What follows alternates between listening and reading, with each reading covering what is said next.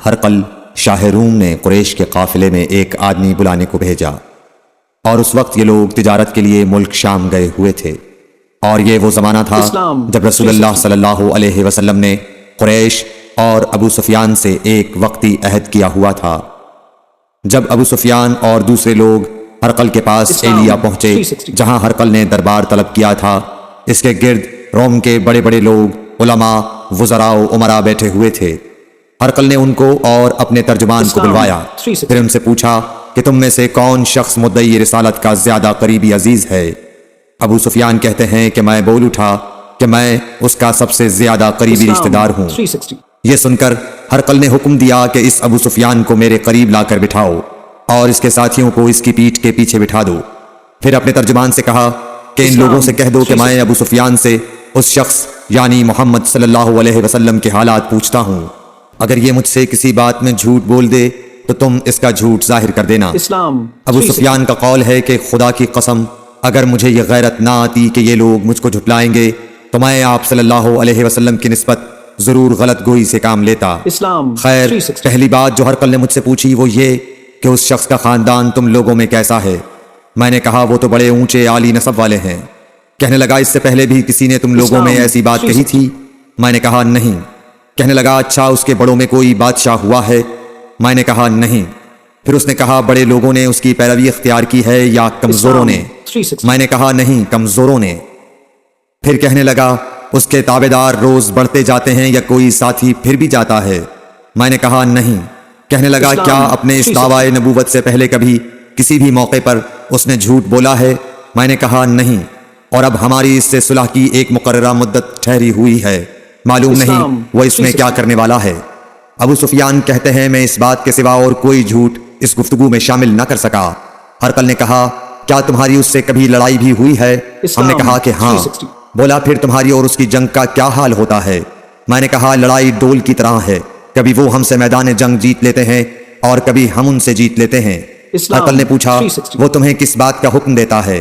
میں نے کہا وہ کہتا ہے کہ صرف ایک اللہ ہی کی عبادت کرو، اس کا کسی کو شریک نہ بناؤ، اور اپنے باپ دادا کی شرک کی باتیں چھوڑ دو، اور ہمیں نماز پڑھنے، سچ بولنے، پرہیزگاری اور صلہ رحمی کا حکم دیتا ہے۔ یہ سب سن کر پھر ہرقل نے اپنے ترجمان سے کہا کہ ابو سفیان سے کہہ دے کہ میں نے تم سے اس کا نسب پوچھا تو تم نے کہا کہ وہ ہم سے عالی نسب ہے، اور پیغمبر اپنی قوم میں عالی نسب ہی بھیجے جایا کرتے ہیں۔ میں نے تم سے پوچھا کہ دعوی نبوت کی یہ بات تمہارے اندر اس سے پہلے کسی اور نے بھی کہی تھی تو تم نے جواب دیا کہ نہیں۔ تب میں نے اپنے دل میں کہا کہ اگر یہ بات اس سے پہلے کسی اور نے کہی ہوتی تو میں سمجھتا کہ اس شخص نے بھی اسی بات کی تقلید کی ہے جو پہلے کہی جا چکی ہے۔ میں نے تم سے پوچھا کہ اس کے بڑوں میں کوئی بادشاہ بھی گزرا ہے تو تم نے کہا کہ نہیں۔ تو میں نے دل میں کہا کہ ان کے بزرگوں میں سے کوئی بادشاہ ہوا ہوگا تو کہہ دوں گا کہ وہ شخص اس بہانے اپنے آباء و اجداد کی بادشاہت اور ان کا ملک دوبارہ حاصل کرنا چاہتا ہے۔ اور میں نے تم سے پوچھا کہ اس بات کے کہنے یعنی پیغمبری کا دعویٰ کرنے سے پہلے تم نے کبھی اس کو دروغ گوئی کا الزام لگایا ہے؟ تم نے کہا کہ نہیں۔ تو میں نے سمجھ لیا کہ جو شخص آدمیوں کے ساتھ دروغ گوئی سے بچے وہ اللہ کے بارے میں کیسے جھوٹی بات کہہ سکتا ہے۔ اور میں نے تم سے پوچھا کہ بڑے لوگ اس کے پیرو ہوتے ہیں یا کمزور آدمی؟ تم نے کہا کمزوروں نے اس کی اتباع کی ہے، تو دراصل یہی لوگ پیغمبروں کے متبعین ہوتے ہیں۔ اور میں نے تم سے پوچھا کہ اس کے ساتھی بڑھ رہے ہیں یا کم ہو رہے ہیں؟ تم نے کہا کہ وہ بڑھ رہے ہیں، اور ایمان کی کیفیت یہی ہوتی ہے حتیٰ کہ وہ کامل ہو جاتا ہے۔ اور میں نے تم سے پوچھا کہ آیا کوئی شخص اس کے دین سے ناخوش ہو کر مرتد بھی ہو جاتا ہے؟ تم نے کہا نہیں۔ تو ایمان کی خاصیت بھی یہی ہے، جن کے دلوں میں اس کی مسرت رچ بس جائے وہ اس سے لوٹا نہیں کرتے۔ اور میں نے تم سے پوچھا کہ آیا وہ کبھی عہد شکنی کرتے ہیں؟ تم نے کہا نہیں۔ پیغمبروں کا یہی حال ہوتا ہے، وہ عہد کی خلاف ورزی نہیں کرتے۔ اور میں نے تم سے کہا کہ وہ تم سے کس چیز کے لیے کہتے ہیں؟ تم نے کہا کہ وہ ہمیں حکم دیتے ہیں کہ اللہ کی عبادت کرو، اس کے ساتھ کسی کو شریک نہ ٹھہراؤ، اور تمہیں بتوں کی پرستش سے روکتے ہیں، سچ بولنے اور پرہیزگاری کا حکم دیتے ہیں۔ لہٰذا اگر یہ باتیں جو تم کہہ رہے ہو سچ ہیں تو ان قریب وہ اس جگہ کا مالک ہو جائے گا کہ جہاں میرے یہ دونوں پاؤں ہیں۔ مجھے معلوم تھا کہ وہ پیغمبر آنے والا ہے، مگر مجھے یہ معلوم نہیں تھا کہ وہ تمہارے اندر ہوگا۔ اگر میں جانتا کہ اس تک پہنچ سکوں گا تو اس سے ملنے کے لیے ہر تکلیف گوارا کرتا، اگر میں اس کے پاس ہوتا تو اس کے پاؤں دھوتا۔ ہرقل نے رسول اللہ صلی اللہ علیہ وسلم کا وہ خط منگایا جو آپ نے وحیہ کلبی رضی اللہ تعالیٰ عنہ کے ذریعے حاکم بصرہ کے پاس بھیجا تھا، اور اس نے وہ ہرقل کے پاس بھیج دیا تھا۔ پھر اس کو پڑھا تو اس میں لکھا تھا، اللہ کے نام کے ساتھ جو نہایت مہربان اور رحم والا ہے۔ اللہ کے بندے اور اس کے پیغمبر محمد صلی اللہ علیہ وسلم کی طرف سے یہ خط ہے شاہ روم کے لیے۔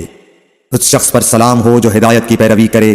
اس کے بعد میں آپ کے سامنے دعوت اسلام پیش کرتا ہوں۔ اگر آپ اسلام لے آئیں گے تو دین و دنیا میں سلامتی نصیب ہوگی، اللہ آپ کو دوہرا ثواب دے گا، اور اگر آپ میری دعوت سے روگردانی کریں گے تو آپ کی رعایا کا گناہ بھی آپ ہی پر ہوگا۔ اور اے اہل کتاب، ایک ایسی بات پر آ جاؤ جو ہمارے اور تمہارے درمیان یکساں ہے، وہ یہ کہ ہم اللہ کے سوا کسی کی عبادت نہ کریں اور کسی کو اس کا شریک نہ ٹھہرائیں، اور نہ ہم میں سے کوئی کسی کو خدا کے سوا اپنا رب بنائے۔ پھر اگر وہ اہل کتاب اس کتاب سے منہ پھیر لیں تو مسلمانوں، تم ان سے کہہ دو کہ تم مانو یا نہ مانو، ہم ایک خدا کے اطاعت گزار ہیں۔ ابو سفیان کہتے ہیں، جب ہرقل نے جو کچھ کہنا تھا کہہ دیا اور خط پڑھ کر فارغ ہوا تو اس کے ارد گرد بہت شور و غوغا ہوا، بہت سی آوازیں اٹھیں اور ہمیں باہر نکال دیا گیا۔ تب میں نے اپنے ساتھیوں سے کہا کہ ابو کبشا کے بیٹے حضرت صلی اللہ علیہ وسلم کا معاملہ تو بہت بڑھ گیا، دیکھو تو اس سے بنی اصفر روم کا بادشاہ بھی ڈرتا ہے۔ مجھے اس وقت سے اس بات کا یقین ہو گیا کہ حضور صلی اللہ علیہ وسلم ان قریب غالب ہو کر رہیں گے، حتیٰ کہ اللہ نے مجھے مسلمان کر دیا۔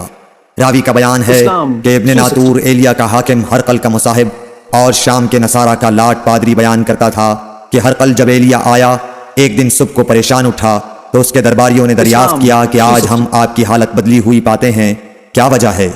ابن ناطور کا بیان ہے کہ ہرقل نجومی تھا، علم نجوم میں وہ پوری مہارت رکھتا تھا۔ اس نے اپنے ہمنشینوں کو بتایا کہ میں نے آج رات ستاروں پر نظر ڈالی تو دیکھا کہ ختنہ کرنے والوں کا بادشاہ ہمارے ملک پر غالب آ گیا ہے، بھلا اس زمانے میں کون لوگ ختنہ کرتے ہیں؟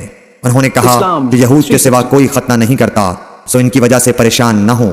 سلطنت کے تمام شہروں میں یہ حکم لکھ بھیجیے کہ وہاں جتنے یہودی ہوں سب قتل کر دیے جائیں۔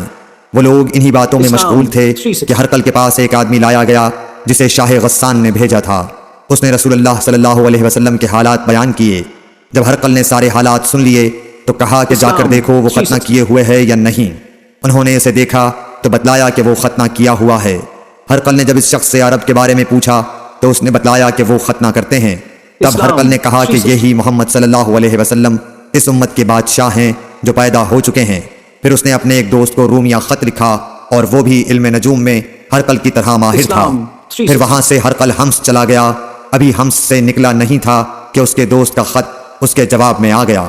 اس کی رائے بھی حضور صلی اللہ علیہ وسلم کے ظہور کے بارے میں ہرقل کے موافق تھی کہ محمد صلی اللہ علیہ وسلم واقعی پیغمبر ہیں۔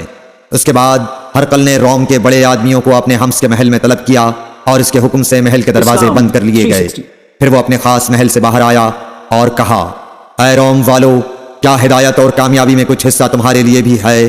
اگر تم اپنی سلطنت کی بقا چاہتے ہو تو پھر اس نبی صلی اللہ علیہ وسلم کی بیعت کر لو اور مسلمان ہو جاؤ۔ یہ سننا تھا کہ پھر لوگ وحشی گدھوں کی طرح دروازوں کی طرف دوڑے مگر انہیں بند پایا۔ آخر جب ہرقل نے اس بات سے ان کی یہ نفرت دیکھی اور ان کے ایمان لانے سے مایوس ہو گیا تو کہنے لگا کہ ان لوگوں کو میرے پاس لاؤ۔ جب وہ دوبارہ آئے تو اس نے کہا، میں نے جو بات کہی تھی اس سے تمہاری دینی پختگی کی آزمائش مقصود تھی، سو وہ میں نے دیکھ لی۔ تب یہ بات سن کر وہ سب کے سب اس کے سامنے سجدے میں گر پڑے اور اس سے خوش ہو گئے۔ بالآخر ہرقل کی آخری حالت یہی رہی۔ صحیح بخاری حدیث نمبر 7۔